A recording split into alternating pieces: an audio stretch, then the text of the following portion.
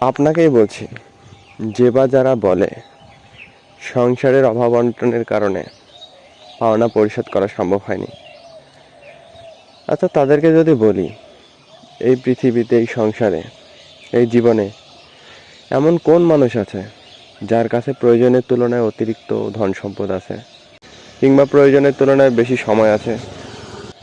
না, পৃথিবীতে সম্ভবত এরকম কোনো মানুষ নাই, এমন কোনো পরিবার নাই, এমন কোনো দেশ নাই, এমন কোনো গোষ্ঠী নাই, এমন কেউই নাই যার কাছে যে কোনো কিছু প্রয়োজনের তুলনায় অতিরিক্ত আছে। যা আছে সেটা কোনো না কোনোভাবে প্রয়োজনের তুলনায় কম কিংবা সমান। সমান সচরাচর হয় না, কমই হয়। সেই জন্য যে বা যারা পাওনা পরিশোধের বেলায় এটা বলে বসেন আসলে অভাব সমস্যা না। সমস্যা হচ্ছে যে পাওনা পরিশোধের মানসিকতা। অভাব থাকা সত্ত্বেও যে যা পায় তার পুরোটা না হোক অনেকটাই দেওয়া যায়, কিন্তু যেখানে মানসিকতার অভাব সেখানে যে যা পায় সেটা দেওয়ার প্রবণতা সবচেয়ে কম।